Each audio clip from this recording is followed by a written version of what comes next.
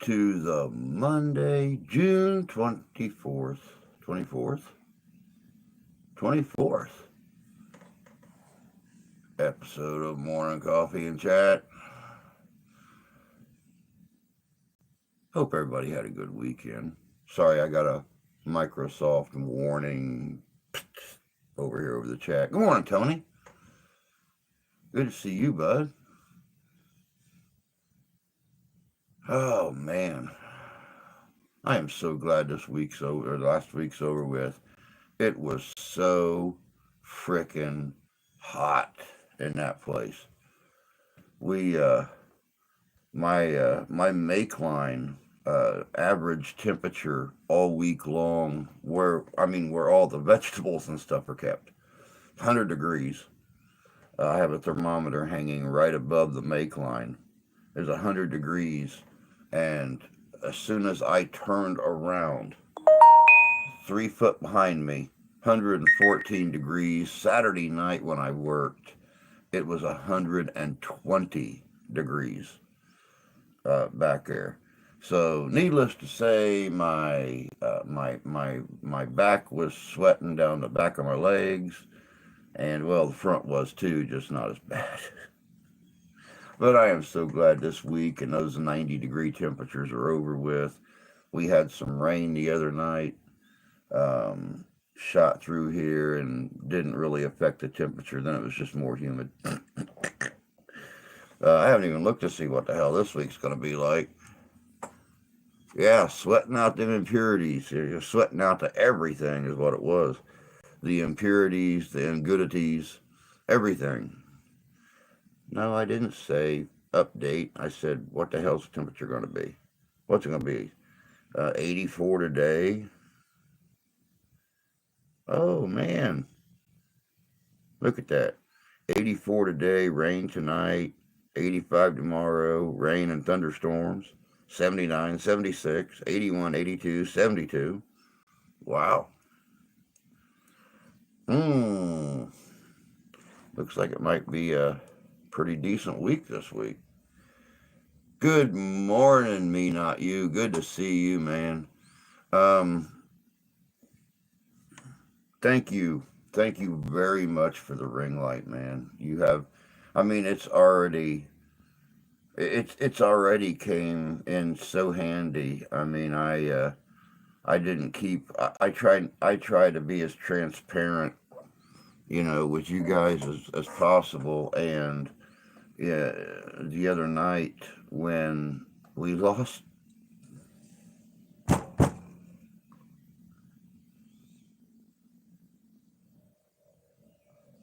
The other night when we lost BK, it was so late at night.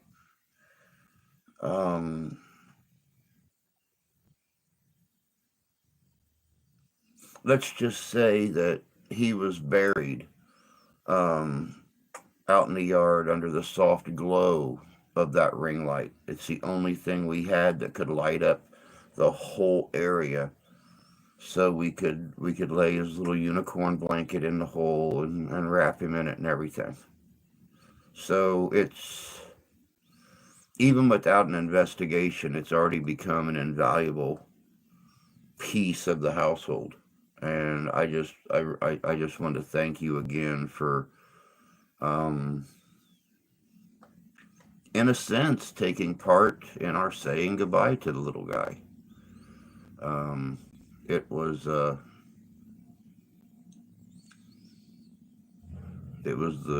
most important, one of the most important parts of us being able to say goodbye to him, and make sure the hole was deep enough and make sure that he was laid right and everything. So really appreciate that, man. I can't wait to actually take it on an investigation.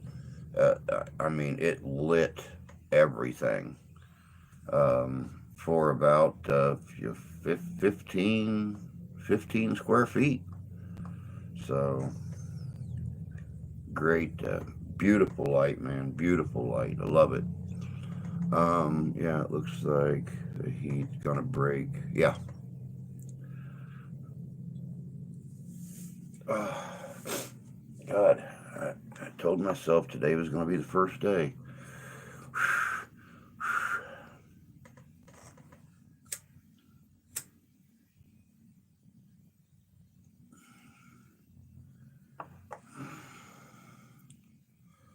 Oh man, but yeah, I hope you guys all had a great weekend. It was, you know, it was an end to a miserable, miserable week here in Michigan. So I'm glad that it's finally, I'm glad that it's finally at a close, and we're getting into the 70s and 80s again. So it's going to be some 70s and low 80s. It's going to be really comfortable. But I've been taking advantage of the time that I have here in the studio, getting videos caught back up again because I never know when I'm going to get contacted to go and do an investigation or something. I know that I have to work from open to afternoon on the 4th of July, and the wife's planning on having family and some friends over to do some cooking out. That evening, then we're going to go out to the high school and watch the fireworks, which is kind of a family tradition. That's where everybody goes at because they launch them from a platform out in the middle of Camp Ritchie Folk, Diamond Lake, and sitting in the parking lot at the high school, which is less than a half a mile away. Uh, that's like the best point. That's where the whole town goes out to high school. So yeah, we'll go out there, and family will bring in fireworks, and we'll launch them in the parking lot, and then we'll watch the big ones over the top of the high school and everything. So, um, but yeah, I hope you guys enjoyed the video yesterday on the mysterious disappearance of Agatha Christie. I had never heard of that before. I had absolutely no clue that she had ever um, disappeared. So, I really enjoyed sharing that one with you. Of course, tomorrow we're going to get back to the same old, Oogie Boogie stuff. I got the history of the Bermuda Triangle coming out tomorrow. I didn't realize that, people seafarers were writing in their journals and stuff about the Bermuda Triangle in the 15th century. Um, but they were.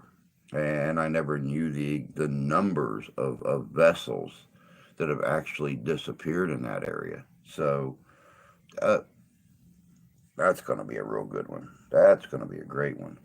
Thursday, of course, the history of witches and the supernatural in Canada. I wanted to do a little something, something for our Canadian neighbors. We uh, we're always talking about history and mysteries, in the U.S. And, I very rarely ever run across anything about Canada. So it was kind of cool to find that they talk about some of the witch trials and stuff in Canada, which is very, very interesting.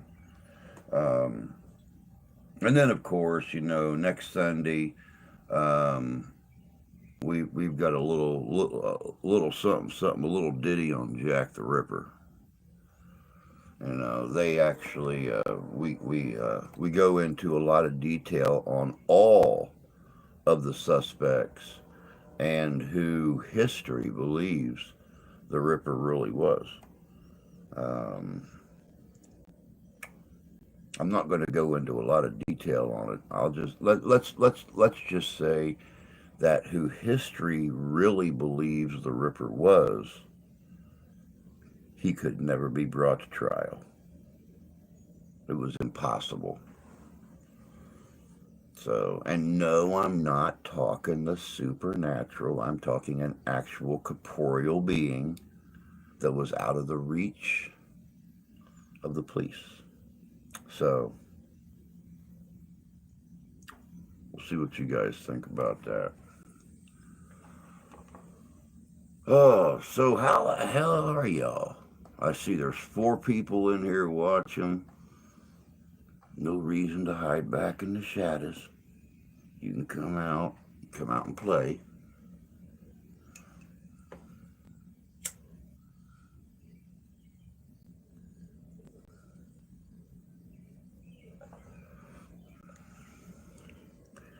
You know, I would ask. Oh, okay. Well, I guess you really can't chat that much, me, if you're.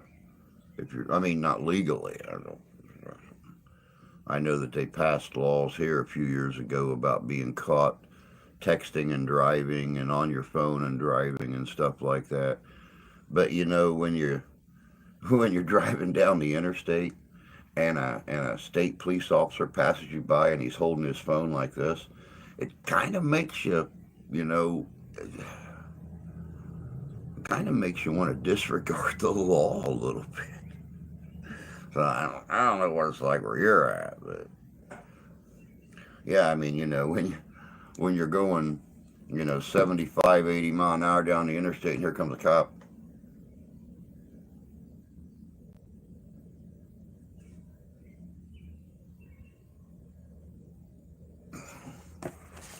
it kind of ruins it for you a little bit.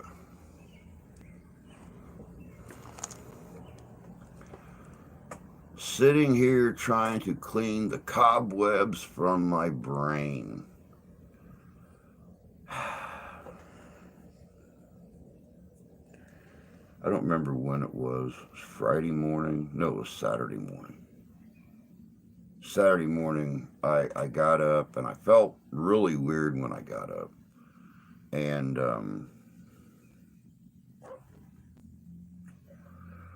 I went on, I came in here, made my coffee, and was watching a few of my news videos and stuff. And I just felt weird. Just weird. I don't know. About an hour and a half, 2 hours later, I go out to use the bathroom. The wife wakes up. I go in there and I sat down and I said, "Does this side of my face look funny?" And I was gonna ask Tony because Tony's just blatantly honest, and that's probably why I like Tony so much. I was gonna ask him if my face looks weird, and I knew that his comeback would be, no more than normal, or it always looks weird. What are we looking for in particular, or something like that. So I I went to my wife and I asked her, and she Tony'd me. She said it don't look any weirder than it normally does. I said, well, it feels funny. She goes, it looks funny. I'm like, it's a good damn thing that I don't have a stroke or something like that. Because if I'm trying to get a serious answer out of somebody, I'm never going to get it. So, but it felt weird. And the reason I brought that up is because I've been kind of cobwebby and stuff too for the last couple days. And it's like, dude, maybe it's something in the water. Maybe it's something in the beer.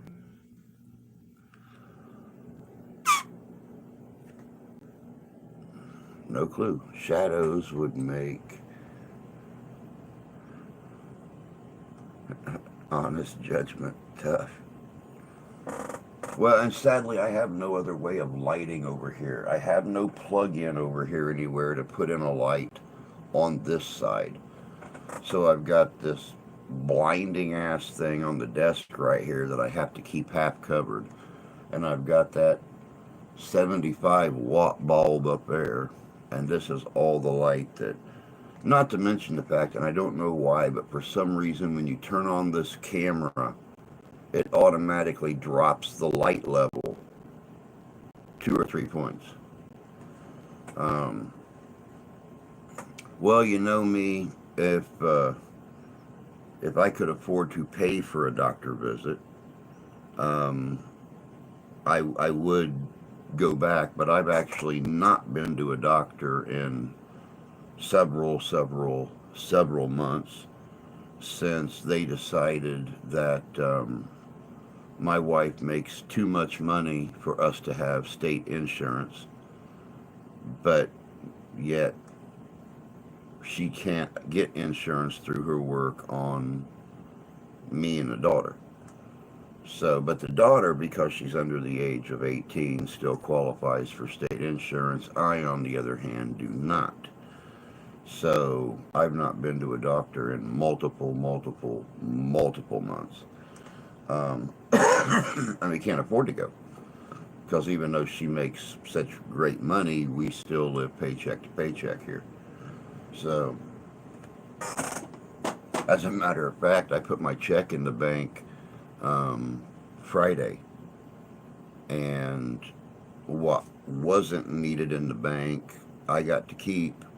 But by the time we picked up all the necessities that we would need for the week, I had $1 left, and I still have $1 because even though we had that huge party on Saturday night and everything, and we were busy as hell yesterday morning at the bar, once again, no tips. So I think, and do not take this as medical advice, that you would have a severe headache with a stroke. I have severe headaches every day though because of my eye and light. So I wouldn't know a stroke headache from a, hey, stupid, you're going blind, face it, headache. So,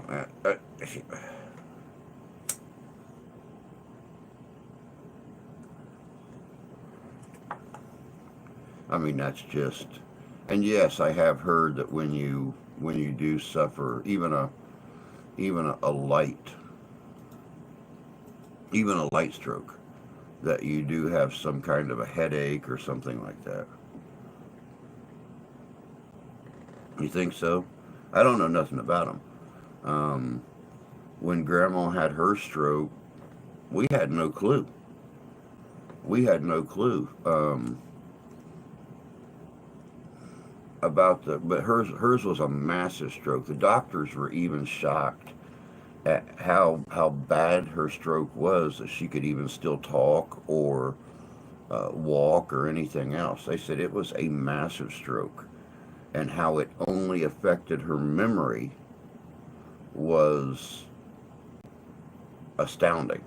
It didn't affect her speech. It didn't affect her ability to light a cigarette. The pack and a half a day that she smoked. Um, it didn't affect how she walked. Nothing.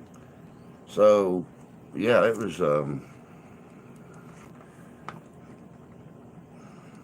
knows? Who knows? But yeah, she never showed any signs of it until we sat down with her multiple hours after she had got out of bed and tried to talk to her about something and she couldn't remember. And then as the day went on, we noticed that more and more and more of anything that had happened before that moment in time, she didn't have a grasp on. So, yeah, that's the only way we could tell. Good morning, Sarah, you beautiful angel. Hope you're doing well this morning. Oh my goodness gracious. We were talking about when Grandma had her stroke, all those years ago before she passed.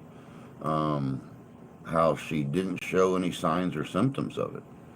It was a massive stroke, and I mean, it's like I was saying before you came in. The doctors were amazed that she could even still talk or anything, as much of her brain was affected. But it only affected her memory. So she showed no signs of having any kind of pain or confusion or anything until much later in the day after we talked to her all day long, and then realized that things that just happened 5 minutes ago she couldn't remember. So Oh, this doggone thing. Uh, uh.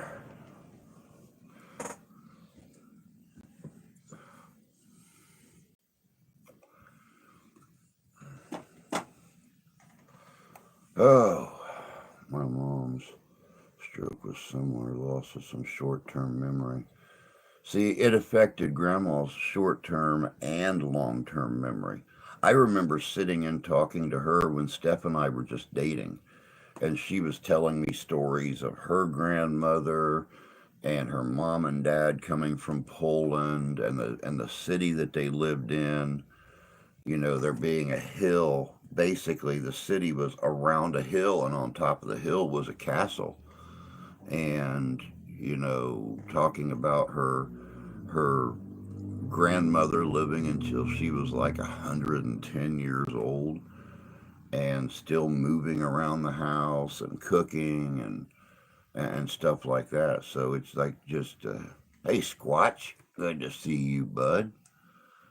But yeah, after she had the stroke, she didn't remember anything. She didn't remember her childhood. She didn't remember, the stories of her parents coming here. She didn't remember nothing.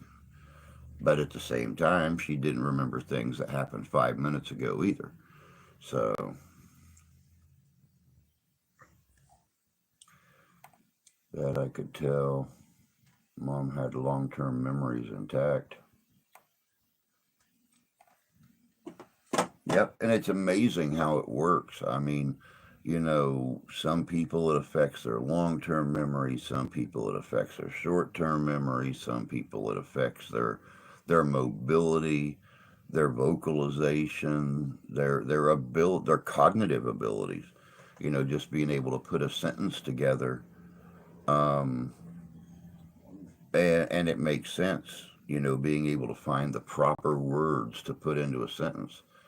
Um, Like, I remember grandma saying something about um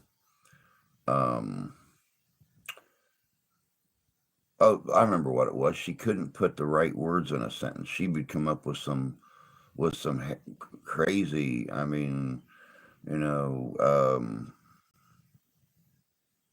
what was that one thing she said that day about a dog? We never had a dog. She hadn't had a dog in 30 years. Um but she was talking about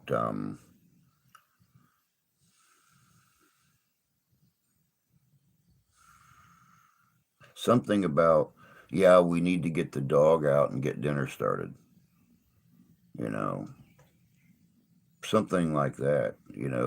She was referring to a skillet, but she said dog instead, and that was another one of the signs that something was seriously wrong. So, but like I said, even with those femoral shakes, which I mean I've told you guys before, she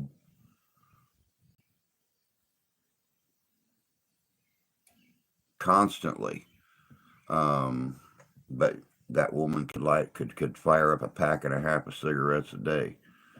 I mean, it might be funny, it might be like this,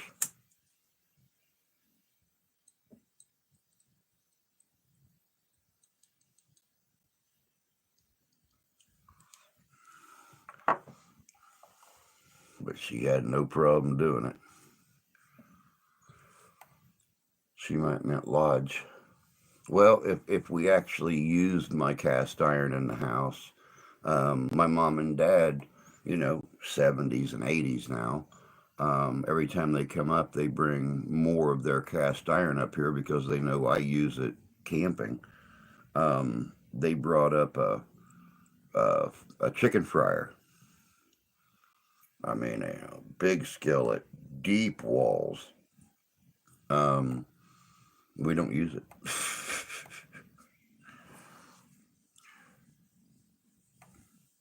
We don't use it in the house. The wife says they're too heavy to use. Which I got to admit, that chicken fryer probably weighs 12 pounds. So once you get it full of grease and everything, you're kind of scared to move that thing around.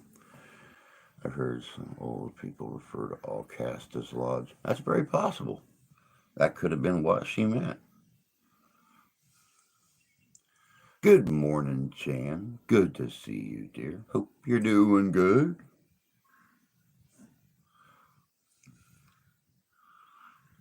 Now, see, I grew up,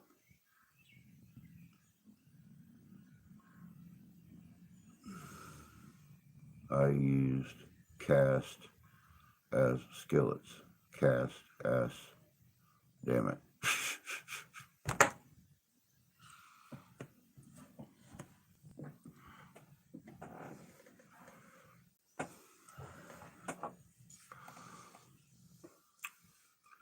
I grew up with mom using nothing but cast iron. Hamburger night, cast iron. Taco night, cast iron. Chicken, cast iron. But she's getting to that point now where she's replacing it with Teflon because cast iron is just too heavy. So,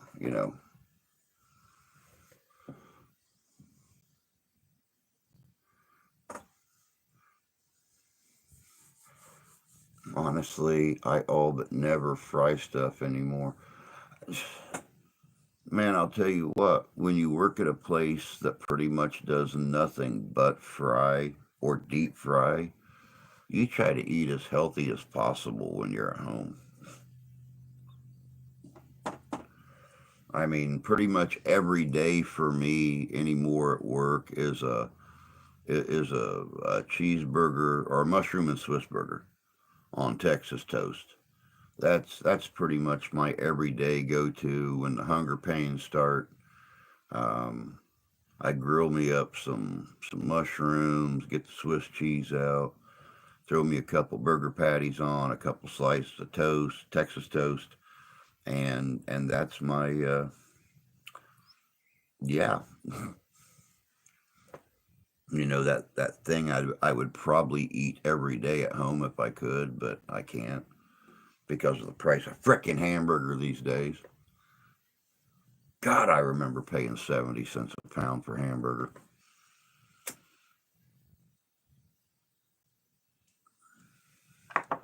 And why it's so expensive here in Michigan, I will never figure out. We pay on average $1.50, if not $2.50 more per pound than my mom's paying in Tennessee for it. She's still finding hamburger down there for $1.99 a pound. And she can get it on sale usually, sometimes, for 99 cents a pound.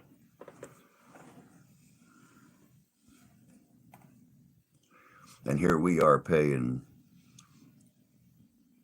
$3.99 a pound for it up here. Just regular hamburger.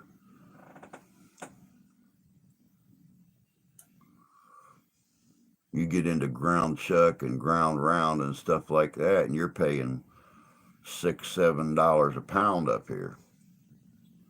And when you try to stock up for a month, you're going to blow your entire monthly meat budget just on ground round or ground chuck. That's why we still go with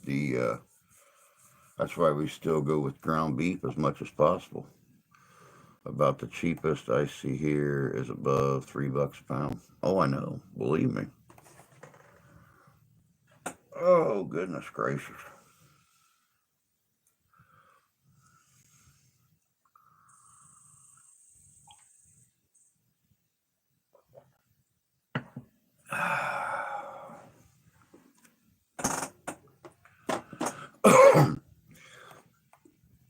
Would you guys believe? Probably not, but I'm going to tell you anyway. I was doing some looking around this morning trying to get some ideas for more upcoming videos. And y'all remember here a couple months ago, I done that video on Daniel Boone encountering a Sasquatch and supposedly killing it down in Kentucky. Believe it or not, believe it or not, I ran across a story this morning that supposedly in Teddy Roosevelt's book that he wrote, about a story that he was told by a um, fur trader, and his partner's encounter with a Bigfoot. Teddy Roosevelt put a Bigfoot story in his book. No, I'm not going to bore you guys with a video on Teddy Roosevelt and a Bigfoot. I thought about it, but I'm not going to. Well, now, wait a second. Walmart's 10-pound chubs are $1.99 a pound on sale. I don't know if we have that same sale or not, but we don't have the money to go grocery shopping anyway. Um, we're after that whole check fiasco last week, happened to pay all the bills and everything. We there is no way in hell she's driving 30 miles round trip to go to the store and go grocery shopping with money that we don't have. That's why on the menu tonight is pork and broccoli stir fry. Because the manager's special bin here at our only store had an abundance of pork chops last week. So we're we're for the foreseeable future, our main diet is going to consist of pig, the other white meat.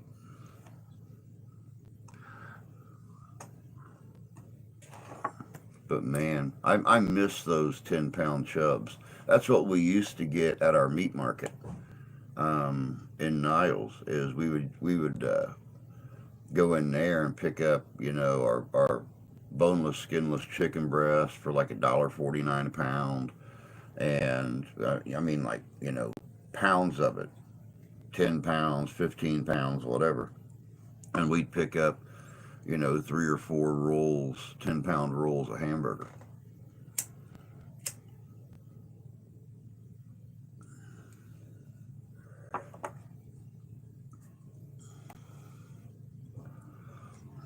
Then I could have hamburgers whenever I wanted. Pork roasts. Haven't had a pork roast in forever.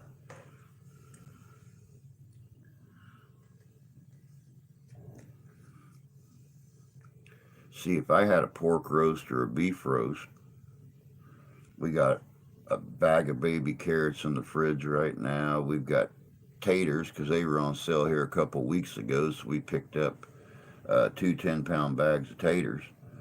And we have onion. I got everything I need to make, roast potatoes, onions, and carrots. But yeah, itch, itch. Oh.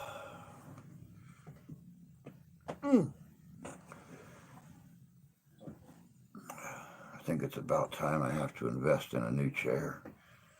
Or try to. Or just find a pillow to put under myself. This thing's starting to hurt my arse a little bit.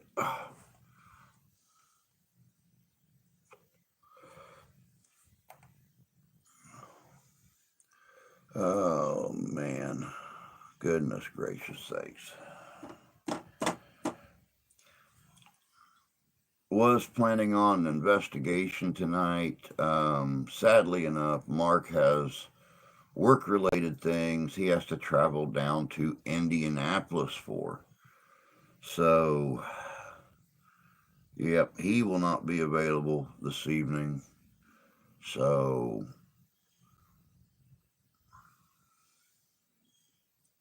no investigation this week. Unless somebody contacts me here local and wants to go and do one, then maybe, just maybe, I'm still able to get those $7 piece steaks. I like shopping at Gordon.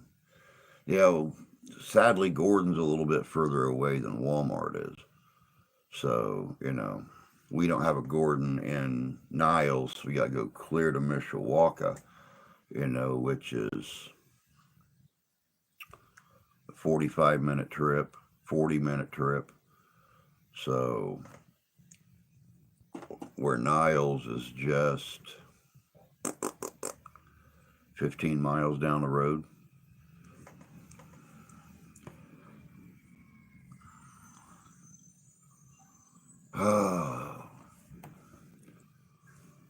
Do you know the definition of a boring life? The definition of a boring life is when you're excited that the trash man is bringing a new trash can to you.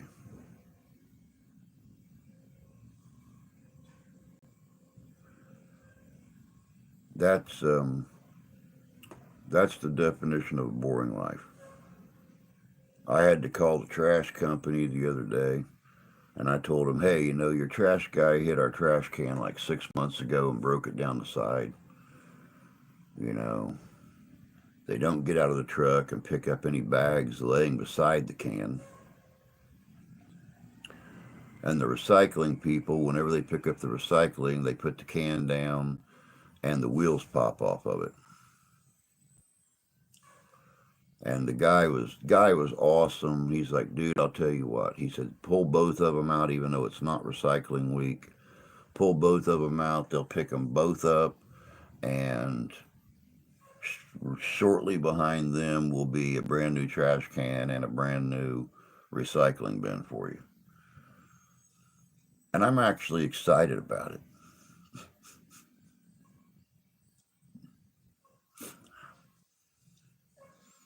That, my friends, is a boring life.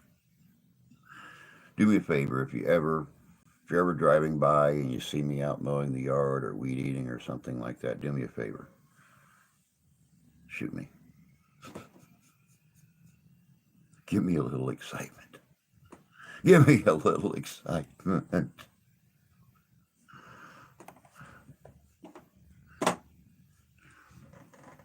You know, I'm, I'm, I'm waiting on Tony to be feeling better. I'm waiting on Tony to be feeling better. Hold on. Oh, I gotta readjust my arse. Oh, I'm waiting on Tony to be feeling better to, ship my package to me. That, I completely understand why it's taken so long with his health and other concerns. That shipping that thing is not that important. But I figure it's just one more thing that I can add to my already boring life that might bring a little excitement to me. Just going to the shooting range with my friend when he takes his AR to the shooting range and popping off a few rounds at targets and stuff. Yeah, I got to learn how to aim, or I got to learn how to sight in with my left eye anyway, since the right one's shot all to hell. But I was watching a movie the other night, and I got an interesting piece of information. When your vision's blurry and you see two images, shoot in the middle. So that's going to be my go-to. I'm just going to shoot in between what I see. Oh shit, that reminds me, it's trash day. Hey Tony, it's trash day.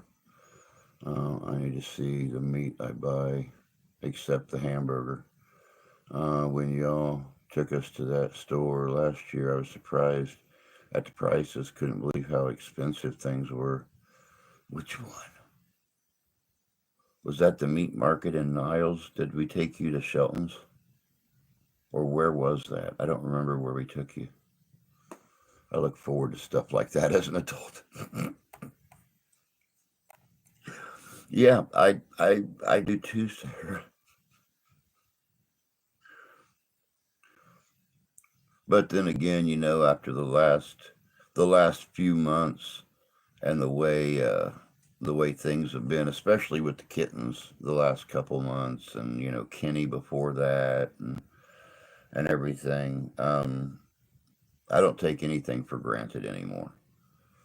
Um, I think I think losing BK the other night finally broke me. Um, I lay out here in the middle of the floor and play with the last three kittens.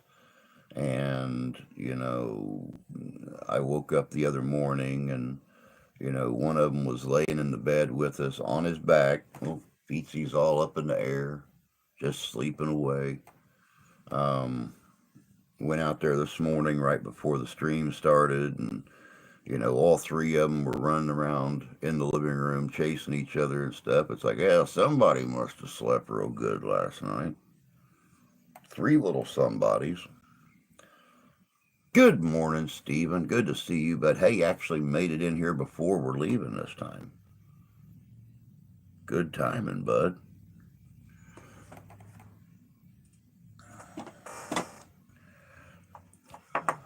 But yeah, I don't take anything for granted anymore. I don't take people, I don't take animals, I don't take time, I don't take anything. So, oh, wait, there's some light. Ah,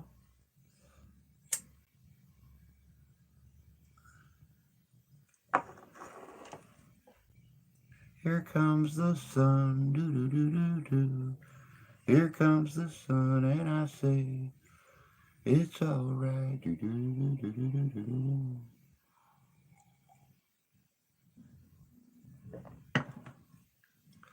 Oh, man.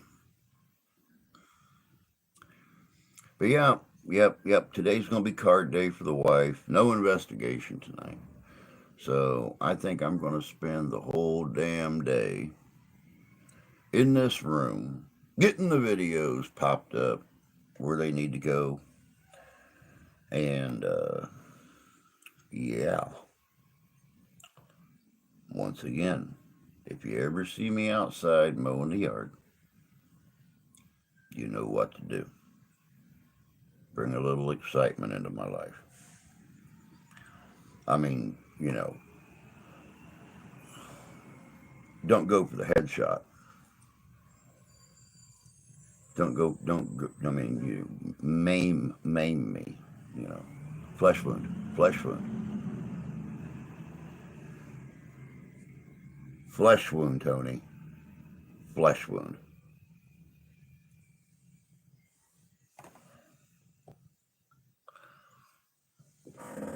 I get to look forward to going to the lake today. Hope we don't stay out as long as last time. That wore me out. I wish we could afford to go somewhere. We really honestly can't. But I would like to go to the lake. I would have liked to have gone to the lake last week when it was hot and, enjoyed our own little mini ocean that we couldn't see the other side of. Um, just went to the beach and soaked in a little sun. I mean, I got a little sun last weekend, at Ghostorama, and took me 3 or 4 days to be able to shave my head again because the top of my dome was all burnt. But that's okay. I I when I shaved, I took those 3 or 4 layers of skin off, and it was good. It didn't hurt no more after that.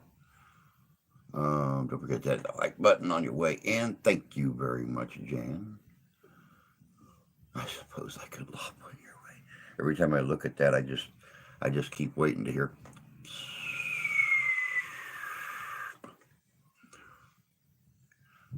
Like, thanks, Tony.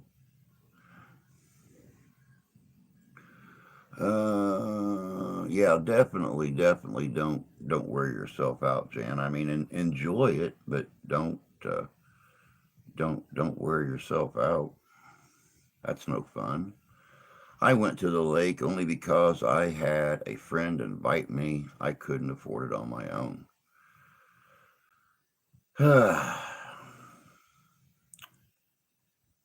See, you could be spending summer vacation in Michigan right now. No, you couldn't, because we couldn't afford to feed you.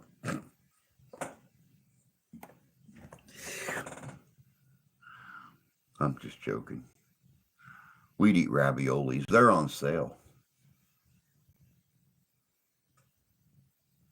They really are. Cans of ravioli are three for $3 right now. We could all just eat we could all just eat raviolis 7 days a week. I might make grilled cheese, but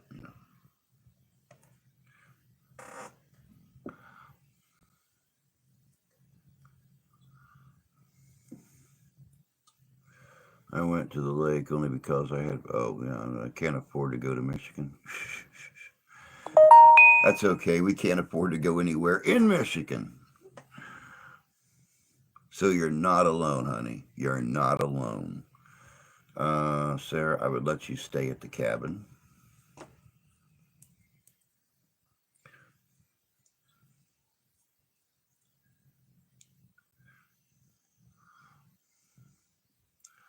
Um, can't afford to go to Walmart most days.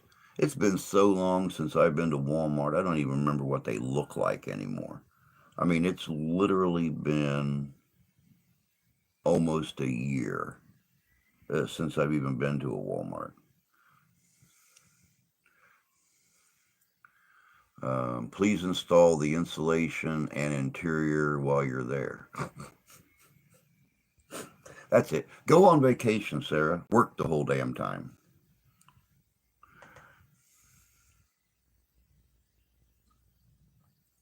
I think the reason I got wore out was because I did spirit box session over the old town. Got so much communication, felt so many spirits. Our closest Walmart is in Niles, which is about 15 miles down the road. But it's like I was saying earlier, when you don't even have the money to really go grocery shopping, you have no reason to go.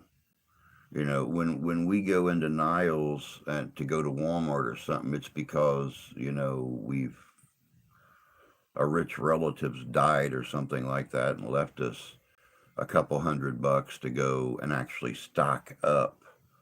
So we'll go to like the meat market and pick up, a bunch of meat, and then we'll hit like we have a grocery store chain here called Save a Lot. That's very very cheap. You can buy like entire flats of vegetables and everything. So we'll hit Save a Lot and buy 8 or 10 flats of vegetables and buy a bunch of the rice or pasta side dishes, and then hit the meat market, and like a $300 trip, and then we'll hit Walmart and do what we need to do there. So that's. Do y'all have an Aldi's close? Our nearest Aldi's is in Elkhart. They just recently moved it here in the last couple of years, so it's a little further away in Elkhart now than it used to be. But once again, 15, 20-minute, 25-minute trip to get to Elkhart, Indiana to go to Aldi's. And quite honestly, our Aldi's here isn't that much cheaper than going to Walmart or going to Save a Lot or something like that. I used to love Aldi's. I used to live out of Aldi's when I was younger. That's the only store I would go to because they had everything I needed. I needed fresh veggies. I got fresh veggies. Now, meat, I've never bought meat at Aldi's. The meat there is much more expensive than going to Walmart or going to an actual meat market and catching their sales. Um, but fresh vegetables, frozen food, a box fan, a new T-shirt. That's that's what was always Aldi's for me. It was like a teeny tiny baby Walmart. Um, that's an interesting story in itself about that town. The lake is a man-made lake, and they made everyone leave their homes. Once gone, they built the lake. Huh? That's interesting. Hmm. Hmm. Hey, Elvis. How you doing, bud? Good to see you. Thank you very much for slapping that like button around. I love all these. I'm just not being close to one. People had to leave their belongings. Just started filling the lake, so the buildings and cemeteries are underwater. Oh,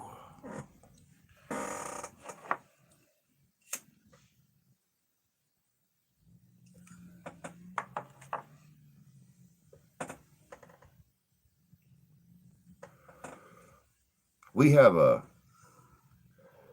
we have an old town. I believe it's down closer to Peru, Indiana.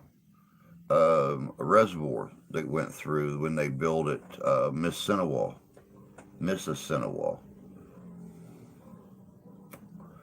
and there was a couple old towns that were in the path of where that reservoir went. Um, but yeah, well, as of about 20 years ago, when people were diving out there, they were still finding remnants of one of those old towns, including a cemetery. So yeah, it's incredible how they did that. If you spend $50 on groceries, a trip to Walmart would likely still be worth it. Wow, $50 on groceries. We spend $50 on groceries. That's just one more bill that don't get paid. I mean, literally, we have to we wait on manager specials and stuff like that at the store here. So I mean, it's only 2 blocks down the road. So if we have to, we can walk it. Normally, she'll hit it when she comes home in the morning or something like that.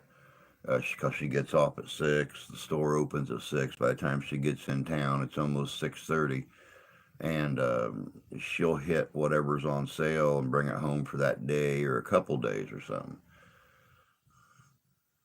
Very interesting and creepy spirit box session. I bet it was. I bet it was. Dude, I have been trying to talk her into letting me get chickens for 3 years now. And she doesn't know. She says, I have more than enough responsibilities now. I am not getting chickens. But I would love to have chickens. I think that'd be the greatest thing, the way, especially the way we go through eggs and stuff, and as much chicken as we eat in this bloody house. Oh, I hate chicken. I'm getting to the point where I hate pork chops. I hate pork. I just want a big juicy cheeseburger. Homemade on my grill. No, I want Jay's steaks. That's what I miss. Is Jay's steaks.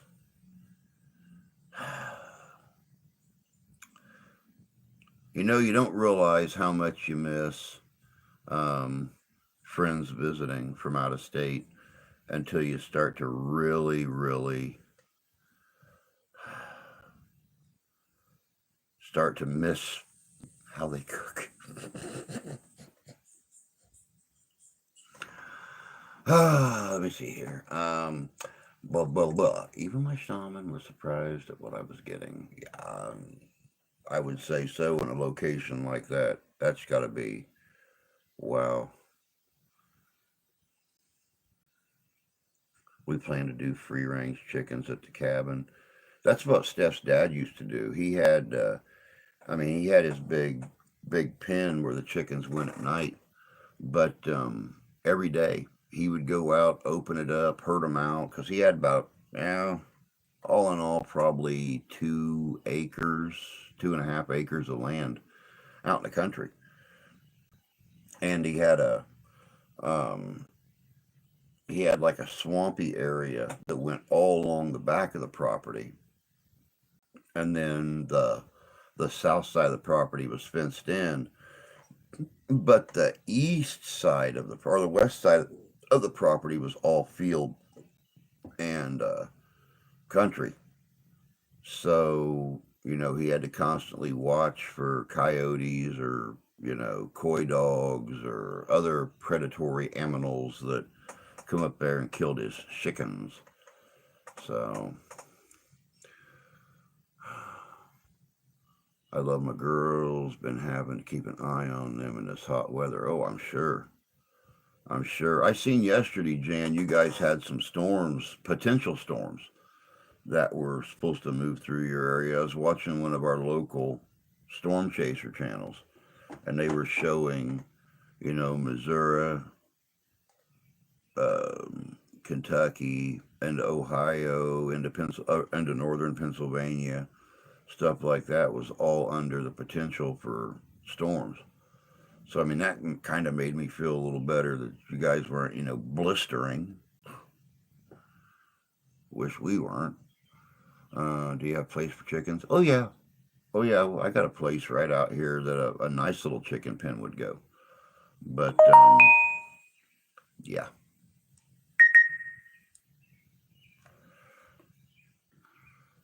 get one from work. That's usually what I do. Is if I get a chance to grab something at work, I'll make a mushroom and Swiss burger and sit back and enjoy it, every little bite of it. Although with two chicken killing catahoos, it's unlikely they could be free range.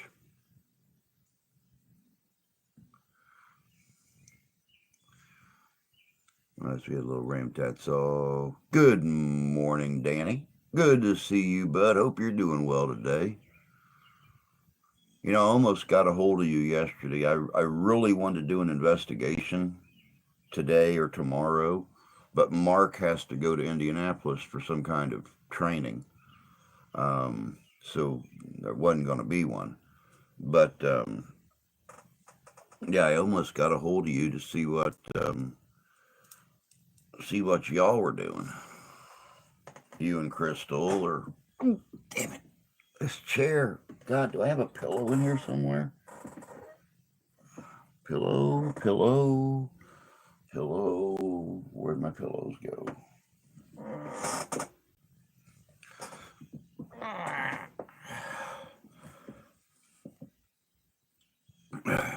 Probably would have helped if I didn't wake up with a backache this morning. Oh, that's right. Frankenfest was this week. I completely forgot about that.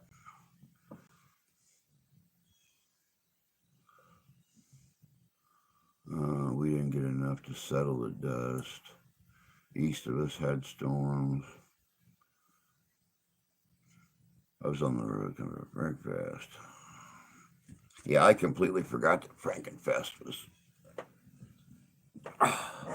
Let's change the angle here a little bit. This thing's starting to hurt my old tailbone a little bit.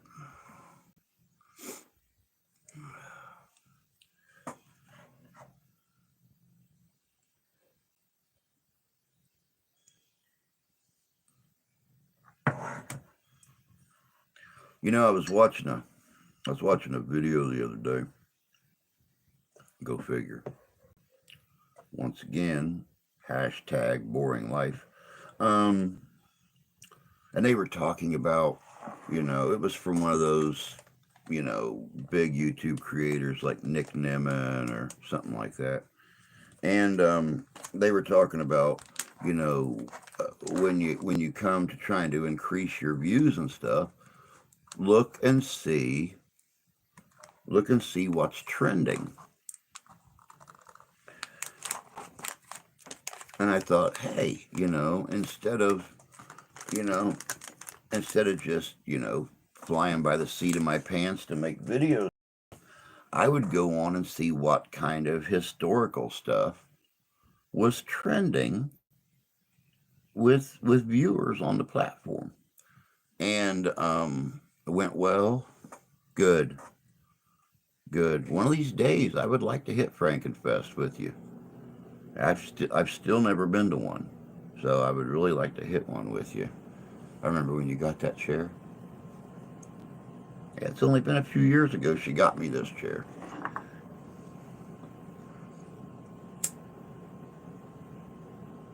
It was fluffy then.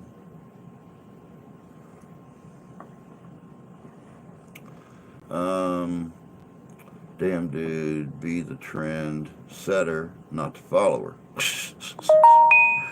And see, that's how I like to be. Is I like to, forge my own path. But I'm sitting here and I'm looking at videos, and even the good ones are only getting 30, 40, some odd views. Hey, Santee, good to see you, bud. Um,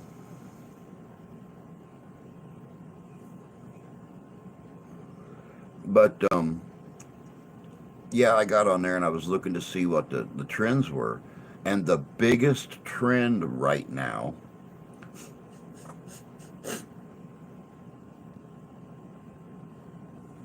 the biggest trend on the platform right now is transparent clothing hauls.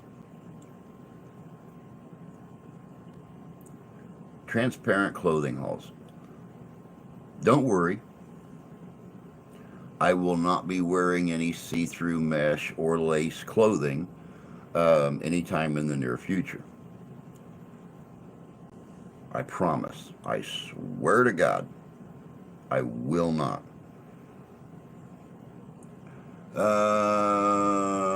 Only bad thing, I tried to patch up an old friendship, but he decided to be an asshat.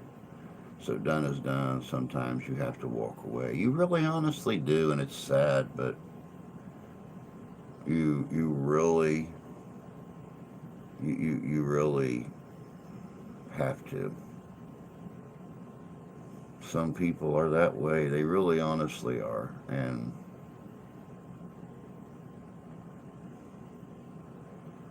okay, here's a suggestion. This is history related too, but only back to World War II.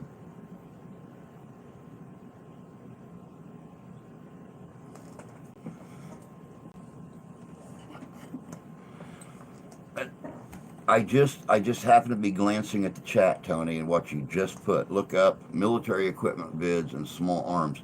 That's exactly what I was looking at yesterday. That's exactly what I was looking at yesterday. Like the history of the 50 caliber, um, things like that. All I'm finding is, you know, soldiers shooting the 50 caliber MK 116 or and it actually started off with me trying to find history on Browning. And yeah,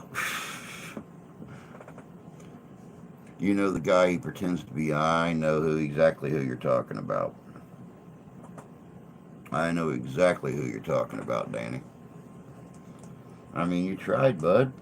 You tried to be the bigger dude and, go in there and, be the friend and everything. And yeah, I'm sorry that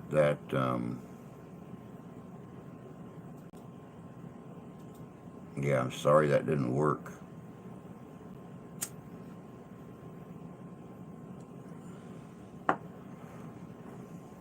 Star Cruise, yeah, amazing.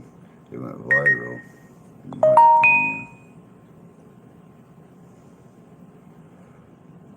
and worked out the differences and how shit this was handled.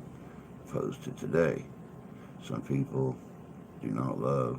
They'd rather be a victim of their own making.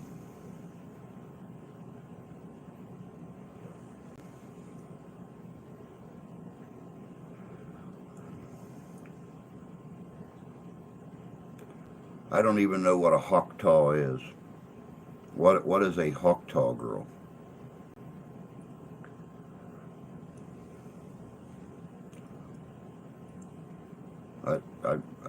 I'm not familiar with a Hawktaw.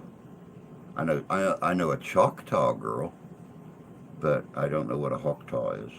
What's a, okay? Somebody quick, help me out here. What's a Hawktaw?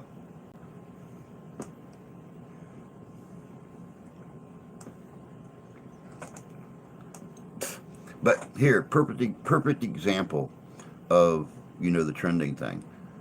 You know, I ran across one that come up on my suggested videos. I ain't figured this one out yet because I'm not subscribed to any, you know, clothing display peoples.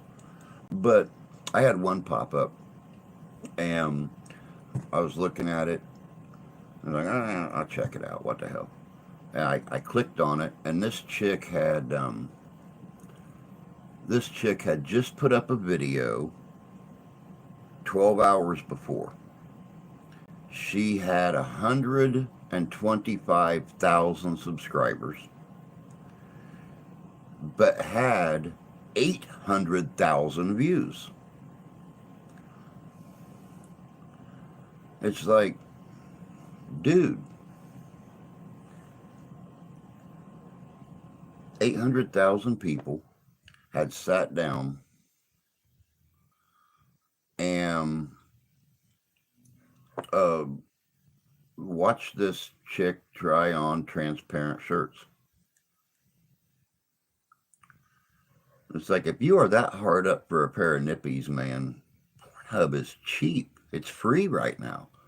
The government's passing that thing where you have to, register your ID and stuff to view adult channels on the internet and stuff. But right now it's still why are you watching somebody wearing a transparent shirt on YouTube when you can see no need for transparency on multiple other channels on the internet?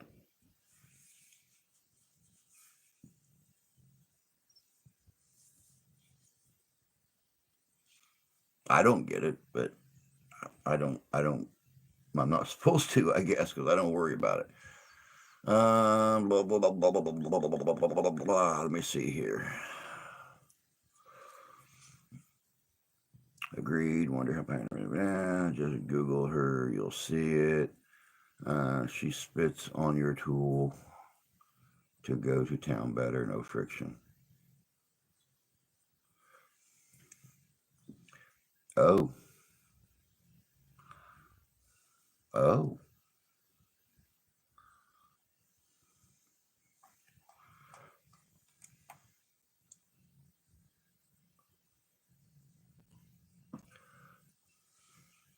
All right. Hold on. Hawk tall. Hawk tall. Hawk tall. Like a hawk and a tall. See, I just flipped back over to the regular channel, and right here is Sable Heart, Amelia's Closet. Let's roll down here a row or two. Adelaide, Wet Dry Challenge. What does my shirt look like dry? What does it look like wet?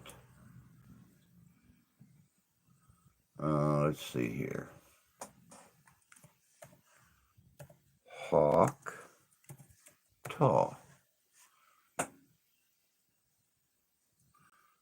Enter.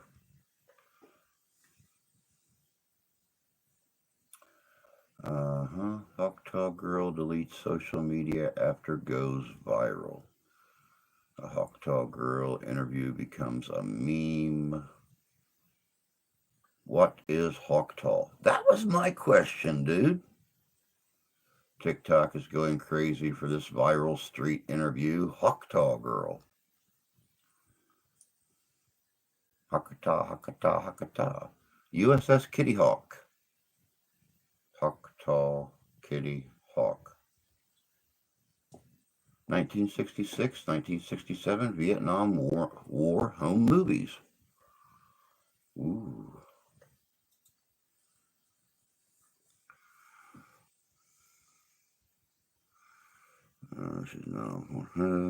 She's close, I think. Their abbreviations is wrong. Hawk 2. Yeah, that. Boy, oh boy, the shit we talk about on here. I swear to God Almighty. A little bit ago, we were talking about World War II. Now we're talking about Hawk 2 Girl and uh, transparent clothing try on hauls. And um, yeah.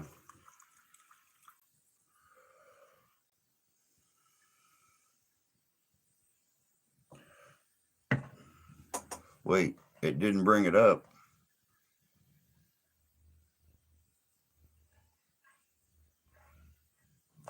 They make a little blue pill for that, bud.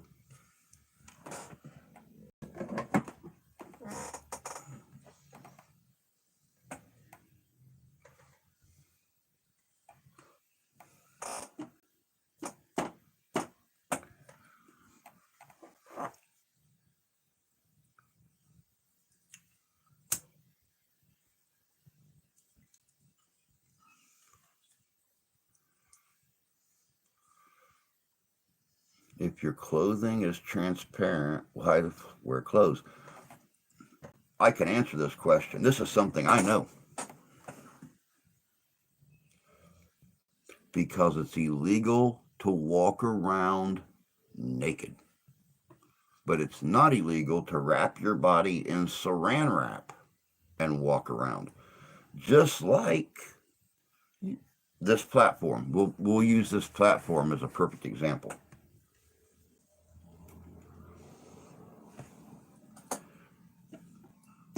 Your video will get banned and your channel will get shut down if you just stand on screen and walk around naked. But you can have on a dress that's basically made out of a lightly tinted plastic where you can see everything underneath it. And you're not naked, you're considered a clothing haul, and therefore you're allowed. That's why. Mama Cat saw it and said, yeah, that's the big deal. Morning, Terry. Sorry to hear about your baby kitty.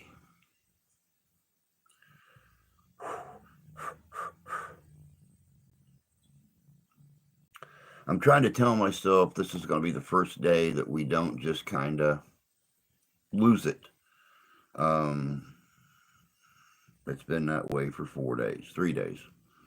It's been really, really rough. As much work as we put into bringing his health back and stuff like that, and just all of a sudden, choking whenever he ate, almost like little seizures. And then for him just to pass in my hands like that, right after we give him some water with the syringe, it just, yeah, it's been rough. It's not been,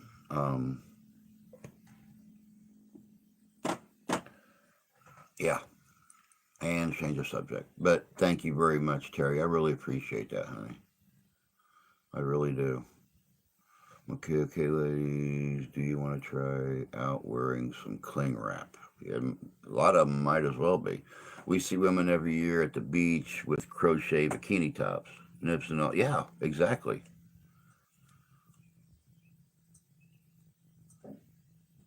Um, the runt of our litter. Um, that was, he was so small that the other cats, when they were nursing, when they were smaller, were pushing him away, so he wasn't getting the nutrients and stuff, and he was getting really sick and really lethargic, and he couldn't walk. He waddled everywhere, and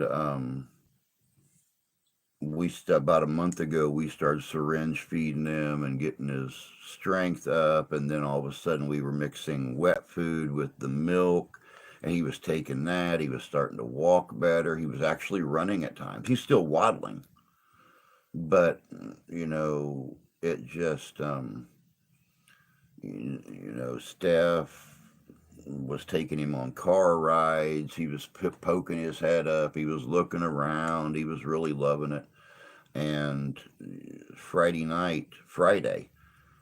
just a day after I sent videos to her at work of him chasing the other kitties through the house and playing and stuff like that. For some reason on Friday, he started choking whenever he tried to eat or drink anything. And Friday night at 11 o'clock, he died in my hands.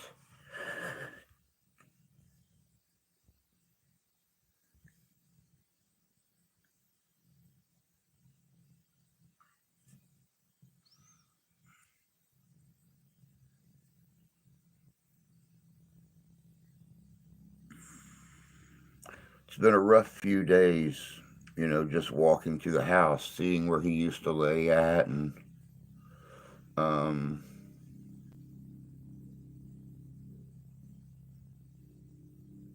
even Ralphie, because Ralph would always lay with him. Um,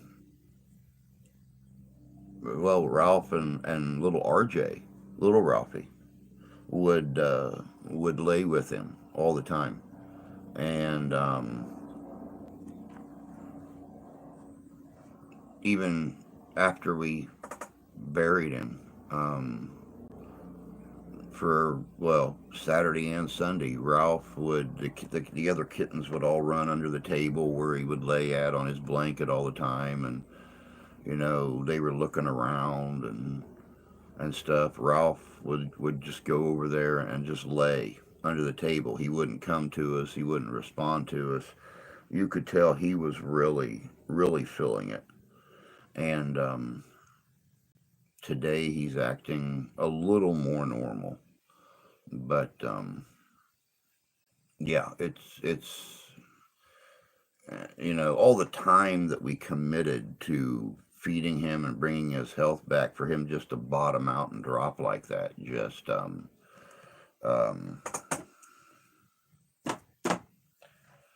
yeah, it took us all by surprise, and it's left a big empty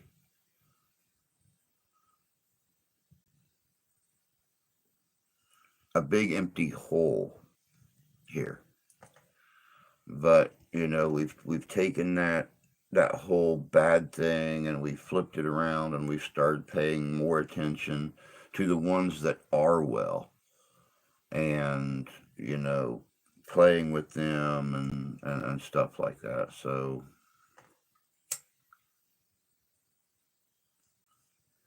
but it's like I said, he we went out and and dug a hole next to where his uncle, that some asshat piece of shit hit and didn't say or do anything, just drove off.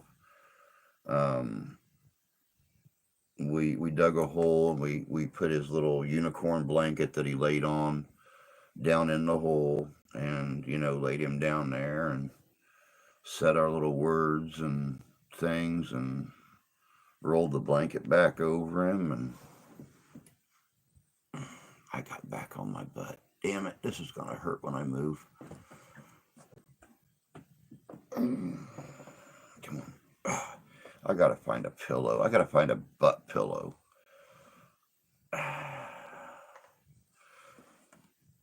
Get one of those hemorrhoid rings or something so my tailbone's not digging into this chair. Sounds like he had what my little guy had, pancreatic disorder. Hmm.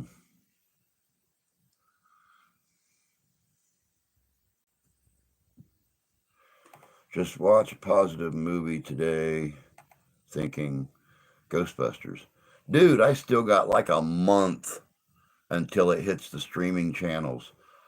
I am I'm about ready to chew nails because I see all these damn videos on the platform about this from the movie, or that from the movie, or this from the movie, and I'm not watching any of them because I don't want to ruin the movie the end of July when it hits the streaming channels. I still haven't seen it. I am so angry with myself not being able to make it to the premiere, and now I have to wait 3 months longer than every other Ghostbuster fan in frickin' existence to see the movie. It's just the chair, Tony. Um, I noticed, especially this morning, and it probably don't help that I woke up with lower back pain this morning. But yeah, this thing is digging into my tailbone like crazy. I've only actually been in here since 5:30. I mean, I slept in this morning, but yeah, every time and besides, I know I'm no bigger. I've actually lost weight. So, um, I see Kevin Costner is involved in a new show, a western named Horizons. Yeah, I saw an ad for that um, the other day. It looks like it's going to be a decent show, but Costner's always been a fan of western uh, drama type movies. It all started with Dances with Wolves 25 years ago. So,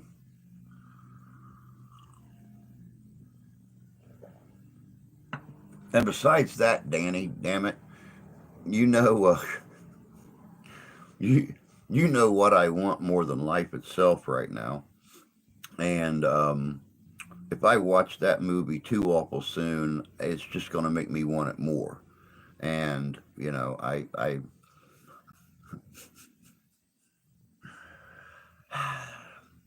when you haven't got a pot to piss in or a window to throw it out of, spending $100 and almost $200 on something that I'm only going to use 5 or 6 times a year.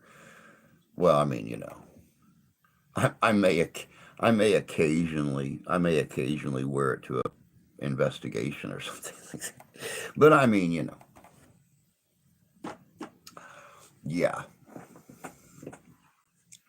After I put the yellow highlights on it and change around my lighting arrangement.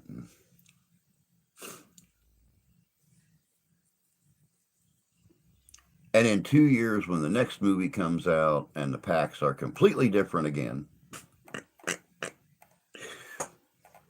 oh, I mean, I understand that little dog. I can hardly walk today.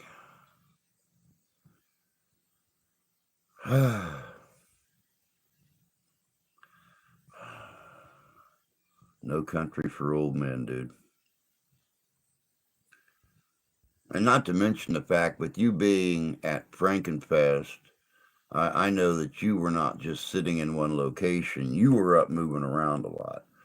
So, yeah, kind of like you were last weekend with Ghostorama. So, yeah. Started with Silverado. Silverado was his first? I'm going to have to go back and check that out.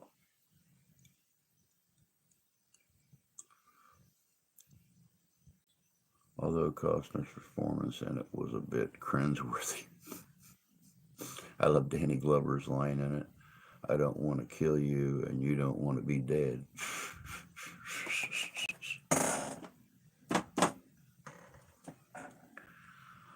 Oh, maybe if I slump forward a little bit, your tailbone does kind of curve. So maybe if I put that curve in to that groove, that maybe it won't line to myself, of course, but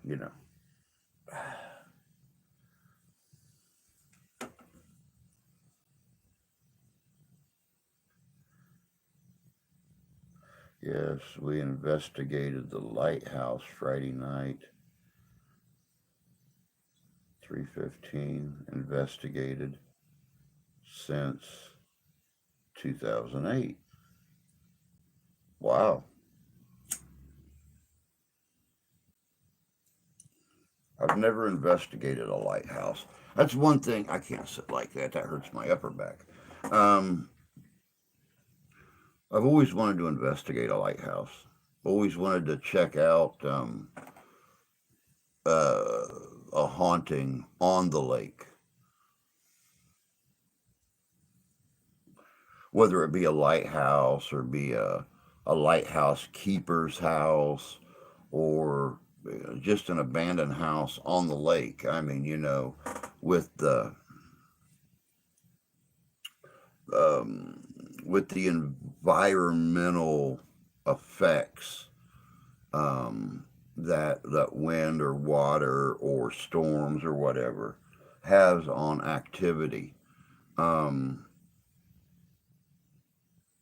I think investigating someplace right on the lake would be very interesting. All of the performances were a bit off to me, but I suspect that was direction. It's the oldest lighthouse in Michigan and reported as the most haunted. It did not disappoint. Very cool.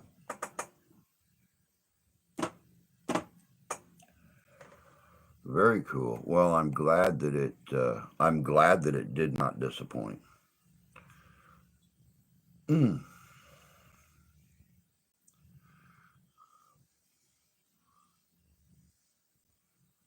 Oh goodness gracious. Fort Gratoy Lighthouse, Port Huron.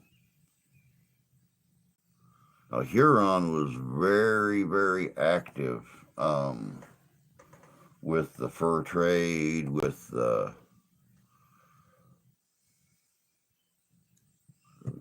French and Indian, with the Revolution. So the English traders and the French traders getting into fights over the fur trade. So yeah, I mean, Huron's got a nice sordid history all to itself. Um, so yeah, I'm sure the lighthouse is just wow. Can't even imagine.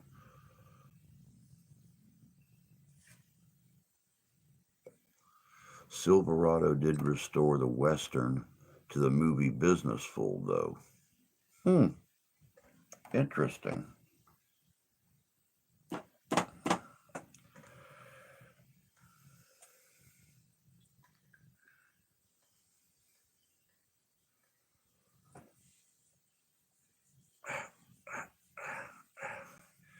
There was a fort there first, you're right, built 1814, War of 1812.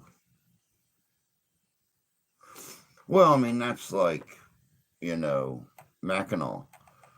I would absolutely die to go to Fort Mackinac or just Mackinac Island in itself and do an investigation of different locations there because of, the island and the fort's importance during the War of 1812 and, before and after that.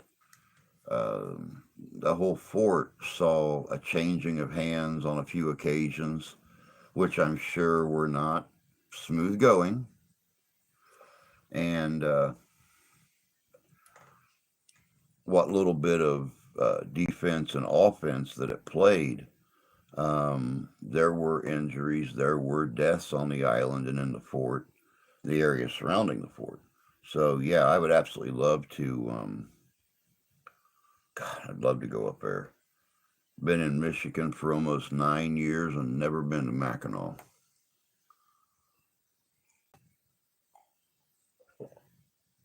But it's like a 6 hour and something odd trip one way, which is probably why. That's almost as far.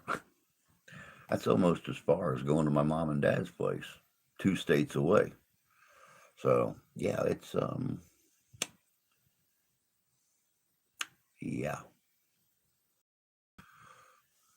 And what's really funny is I'm going to be a third the way there the end of July. We have our family reunion up in Mount Pleasant. not very far from Marshall, Michigan. So almost directly west of Detroit. So a little bit northwest. So yeah, I'm gonna be almost there the end of July, but we aren't gonna make it to Mackinac. Go figure. White House was built 1823. Oh, Tony needs some feed. Go get it, man. Make a mushroom and Swiss burger for me while you're doing it. I'm in the mood for a burger.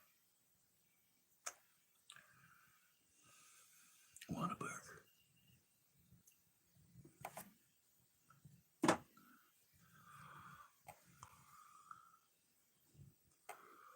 Ah, man, I don't want to sit around here tonight for card night. Weather's going to be pretty, which means the girls are going to be out here doing their thing, playing cards. Probably take off at 11 o'clock, go down to the pier, jump off the pier a few times, swim up to shore.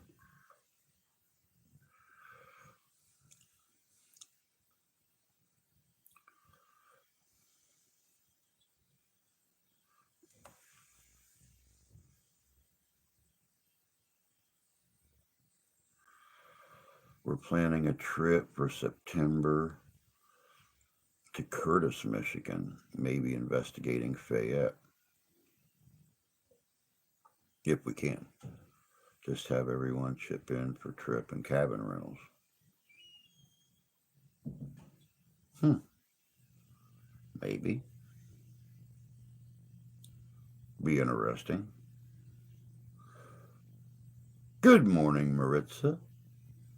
Good to see you this morning. Hope you're doing well.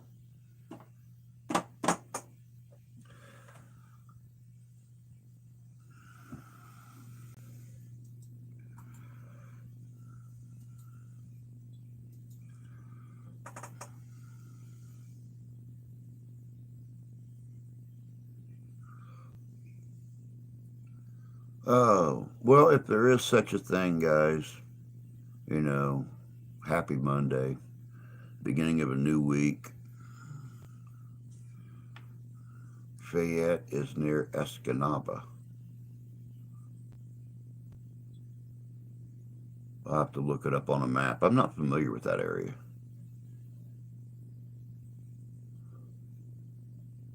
My youngest is bringing me an '01 Forerunner for my birthday. Very cool. I was trying to talk the wife's cousin into giving me her Hummer the other night. I told her, the engine's no good in it. It needs an engine replacement. Other than that, it's in great shape. And it would make an awesome ecto, or just a vehicle to drive to investigations. Get it all painted up, put the black cat on the side of it, stuff like that. Yeah, she giggled at me. Said, one of these days I'll get a new engine in it and I'll drive it. It was given to her.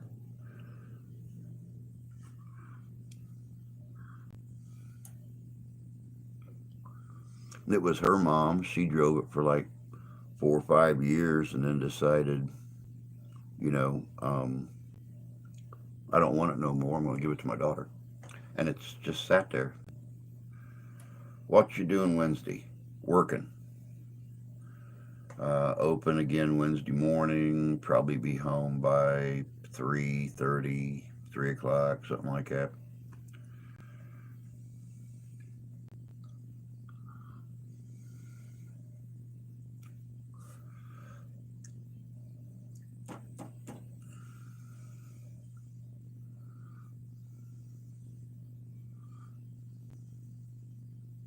Investigated there a few years ago. That'd be interesting. That'd be very interesting. I've never been any further than Mount Pleasant in the state of Michigan. So, and as for investigating, I think the furthest north that we went was Allegan. and that's about as far north as I've gone to do an investigation. And that was when we went up and done that lady's home that time. Um, mm, um, my good buddy got one that has a 5-cylinder, sorta abomination. Yeah, I don't know what engine this thing has in it, but she's not going to hand it over, so I'm not worried about it. Wednesday night investigating. We can. We can. I got nothing planned for Wednesday night. The wife goes in early. She leaves here at 5:30. So yeah, I got no problem with that. Good morning, Ty. Good to see you, bud. Hope you're doing well this morning.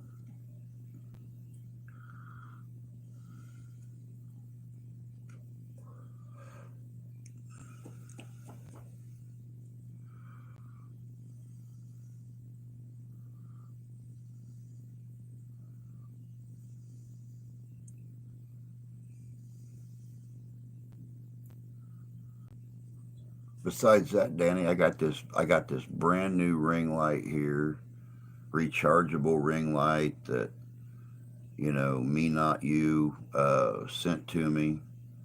I got it Friday or Saturday. Friday, Thursday, Wednesday. One day last week, I got this ring light in the mail, and I'm anxious to take it out. And I mean, it's got some good light on it.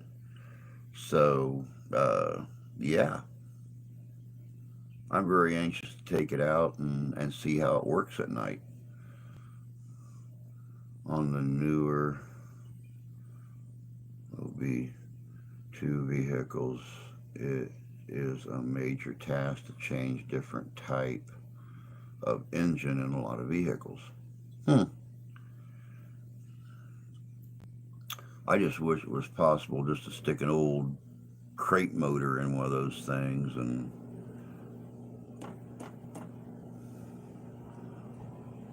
we have a place in South Bend that sells. I mean, it's a you go in there and pull your own parts, and you can go in there, pick up a whole motor for $900, something like that, and then put it in there yourself. So um, yeah, if it was simple enough to stick like an old, I know it's not possible, but stick something like an old 350 or a 5.0 or something like that into one of those things, it'd be so much cheaper. You can go up there and buy those things all day long. Maybe Thursday night temperatures will be better. Yeah, I was actually looking at the temps. I couldn't believe all the 70s and low 80s we're gonna have this week. I was actually amazed. Wednesday night 79, Thursday night 76, or I'm sorry, Wednesday night 54, Wednesday or Thursday night 57, Friday night 71, tonight 68, tomorrow 68. So yeah, definitely good evening temperatures for being outside.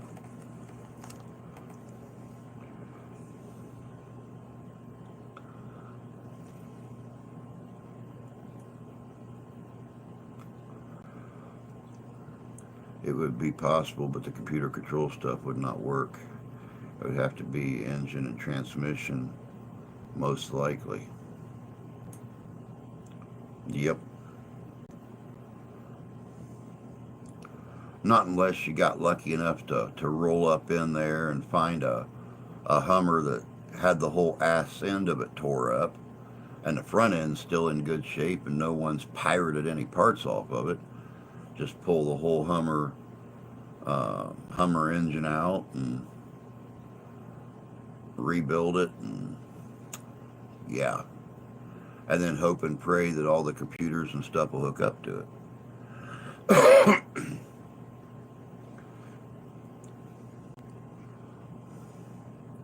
But I'm sure that's going to be more expensive than 800 or 900 bucks. I'll let you know. Crystal and I will come get you. See you soon. Oh, definitely, Danny. Definitely, man. I'm always up for hanging out with you and Crystal.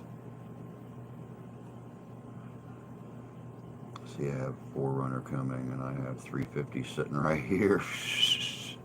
Those old 4Runners are nice. You know, they're pretty handy, and they're determined little vehicles. So, yeah.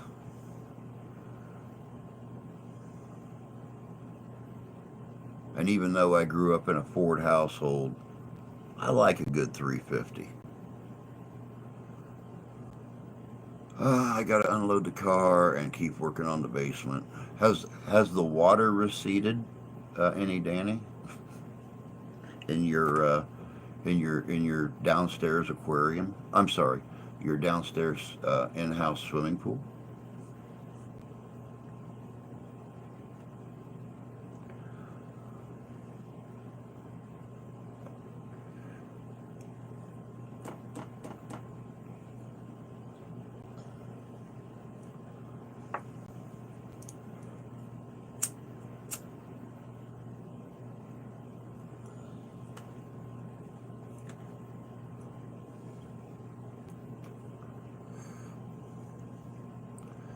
It's pretty tough. It's pretty tough to shunt on a Toyota. Yeah, they have been very well proven. You know, Toyotas remind me a lot of like my one of my well, no, let me take that back. The second car I ever owned, because you know my first car was the '67 Ford, but my second car was an 85 Honda Civic, and you know the old compact yellow with black vinyl interior Honda Civic. That sucker would run to hell and back. I mean, when I got it, it had over 100,000 miles on it, and that thing, it never ceased to start. I never had an issue one with it, nothing. So, yeah, you know, those old Toyotas and the Hondas and stuff like that, man, you can't beat them with a stick. They're worth their weight. Yes, we now have a huge wet pack. Took out all the carpet, and I'm moving my office back into the dry room. Go figure. Busy, busy, busy, man. Busy, busy.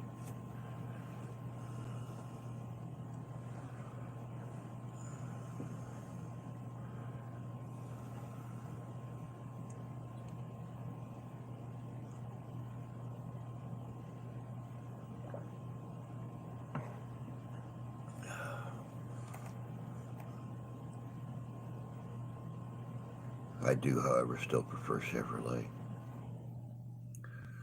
Yep, I do too. And you know, it's funny because even though I personally can't drive, um, one of our followers, I remember here about a year ago, was talking about buying us, you know, some kind of an SUV or something to take on the investigations and travel in and stuff like that, to go to these different places to film. And you know, of course, it never came to fruition. But it's the thought that counts. So you know, maybe if he wouldn't have ran into a rash of bad luck and stuff with his relationship and things like that, it may have happened, but it didn't, and I don't blame him for it, and we're still friends, and you know, one day, somehow, some way, because you know, it's a lot of tear on people's vehicles. You know, coming over here to pick me up, loading their vehicle up, driving to these different locations and stuff like that, and then coming all the way back here, especially, you know, if they live south of me or something and we're going north, or they live north of me and we're going south. or we want to go to Kentucky or something like that. I just thought it'd be kind of nice to have something sitting around here. Number one is a little bit of advertising, and number two, let that vehicle take all the wear and tear and let them save their personal vehicles. That's tomorrow. Chamber of Commerce will be discussing the Calamity Jane days. I have to give my presentation in July. Well, that gives you more time to work up for it, bud. This is the 24th, so you only have 6 more days in in June. So that gives you, a couple weeks to work things up and get that presentation flawless before you go and present it to the chamber. I have to use the French whole name so my Dodge truck don't catch. Yeah, you don't want an angry Dodge. You really don't. I ran across a couple angry Dodges, and they hold a grudge.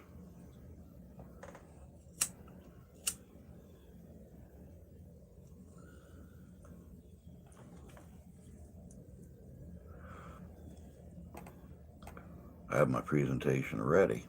Good job. Good job. I mean, I really wish I lived closer, Ty. You know, I could very easily pull off the bill thing, um, and help with that presentation, um, and the reasoning why it's a good idea.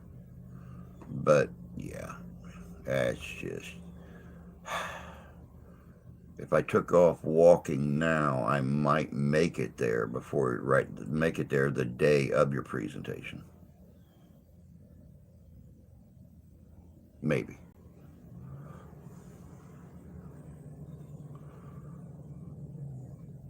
I have to hide the Toyota in the garage so the city don't give me. Oh, I didn't mention it has a broken rear end. Oh, ouch. Dang. And you'll try to replace it by yourself like you always do. I'm keeping it short, simple, and to the point. Best way to do it with those kind of people. I mean, you're talking about, them giving you a piece of land to build the cabin and stuff on. You're talking about, you know, their participation in something that you're wanting to do to help the city out and to help the tourist trade out and stuff like that. So, yeah, convincing them that, I mean, you can be convincing. I'll give you credit. So, I just hope it goes well. I think it will. I'm positive about it. But, convincing them to spend money on something is going to be the hard part. It ain't that hard to do. Replacing the rear end on a on a Forerunner.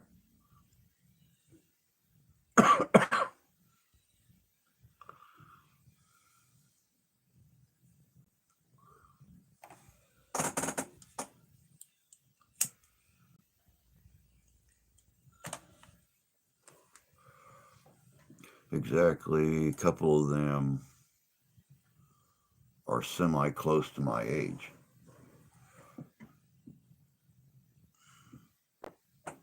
Mm. And see, the really bad thing about it, Ty, is you're dealing with a group of people who look at the tourist trade in their community as an income source for the town. Convincing them to spend said income on improving the tourist trade and making them see the big picture. That's always the rough thing. It's like our own museum. We have our museum board and we have pieces in there that are very, very, very rare,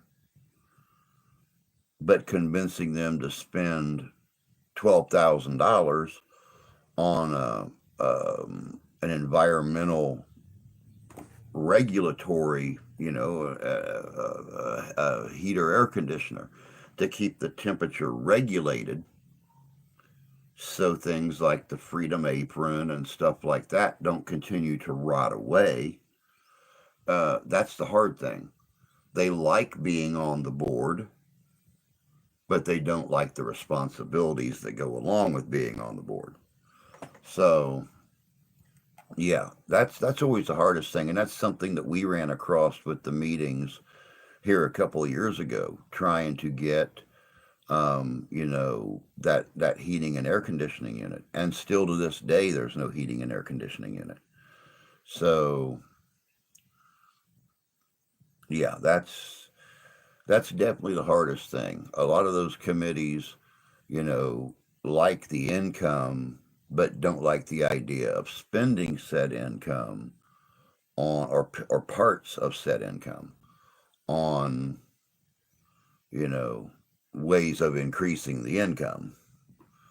That's why I plan to mention the fundraising so they don't have to dish out all the money. Yeah. How is the thing in question going to benefit the town? And that's going to be the key, is showing that, building that cabin, having, said person or persons, dressing up and, maintaining the cabin and, you know, and I mean, it may even come down to getting your daughter involved as, Annie as a child, running around, chasing chickens, whatever the case may be, um, portraying the role.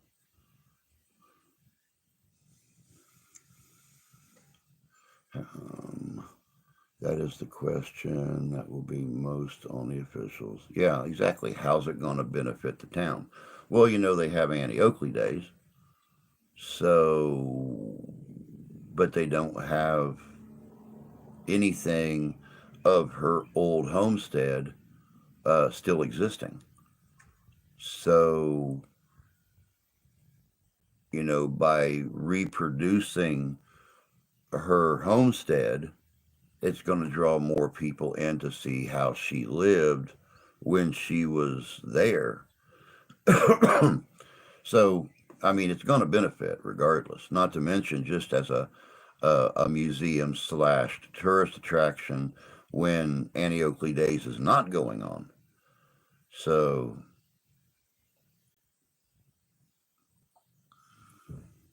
oh hell, I about forgot. Son-in-law bought granddaughter a semi-auto Caltech 22. Dude, I saw a video yesterday. And I'm not going to lie, I'm not going to say I didn't get excited. This dude had just got a, yeah,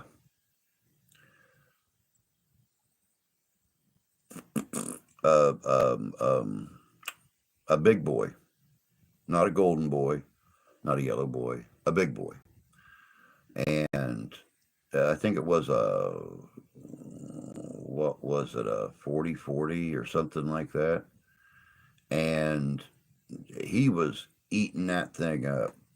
Just, I mean, blum, blum, blum, blum. And he was loving it. And it's like, dude, that thing's beautiful. The cabin will bring in visitors to the town and bring in revenue. This town doesn't have jack crap. The hog company owns her original homestead. Ah, gotcha.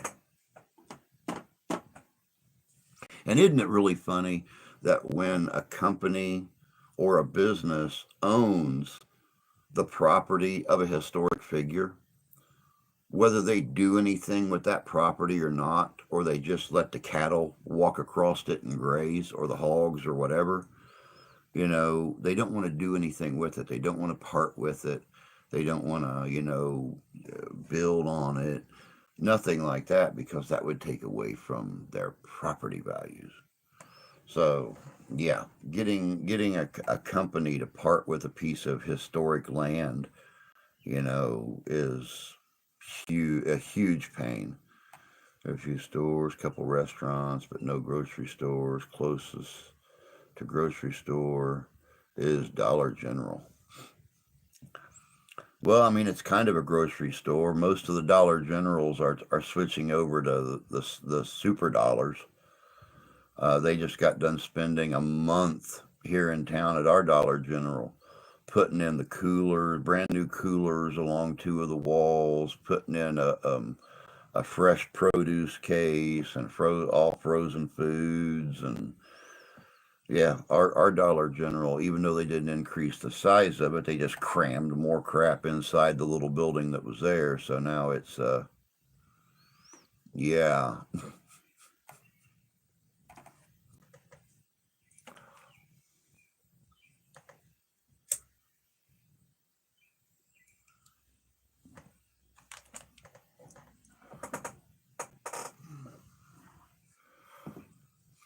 And I mean, you guys, a few of you have been here to my town. I'm kind of in the same boat. I mean, we have Dollar General, Family Dollar. We have our one grocery store that's so frickin' inflated, it's like a hot air balloon. Um, but yeah, it's just Dollar General is too expensive to live on their groceries. Dollar General is still affordable here, compared to other stores here in town. I haven't noticed a big markup in prices. Now, I don't know if you guys know this or not, but Dollar General has been in the news a lot here the last couple of years, with people going in and buying something that they've bought for years, and they wind up getting charged a different price than what it's marked at on the shelf. And then they might go back 2 weeks later and the tag is still the same on the shelf, but they paid even more for the product. And there are several Dollar Generals that have been on the news from Tennessee, Kentucky. We've noticed a couple here in Michigan that are going through this. And of course, the general law behind that is, and I've come to find out this is a nationwide thing. The general law is they're supposed to sell it to you for what's on what the marked price is, not what it rings up to. Um, but that's why, if you notice, when you're when they're scanning your items, those individual items don't show up on a scanner. It just bloop, and it gives you the name of the item, but it don't give you a price. And then when you go to pay at the end, that's when you find out that, hey, I done the math while I was buying this stuff, and it should have been $20, but I'm getting charged $30. So, but a lot of people don't notice till they get home. Then they go back, or they call and complain, and oh yes, the prices. You're not out of here yet, buddy. Turn back on. You know. So yeah. Oh well, we haven't changed the tags yet, so I'm sorry. They also don't honor sales in cases. No, they don't. You have to be watchful, very watchful. But all right, guys and gals, it is that time. I hate to buck out of here with 6 of you in here, but it's time for me to get busy. So that's going to be it for today. It is 10 a.m. here in Southwest Michigan. I plan on being on here Friday morning as usual. So hopefully we'll be able to get that investigation in this week, and we'll have some more good, interesting, awesome videos coming up. Like I said, tomorrow, the history of the Bermuda Triangle. This is the most up-to-date history on the Bermuda Triangle and all the mysterious disappearances. The history of witchcraft and the supernatural in Canada will be coming up on Thursday. And the real history of Jack the Ripper will be coming up on Sunday. So that's it for today. Until next time, y'all take care of yourselves. Take care of each other. And I got the hiccups now. At least it was at the end. Take care of yourselves. Take care of each other. God bless you. God love you. I do. And I'll see you guys on Friday. Until then, take care. And don't forget, have a little fun.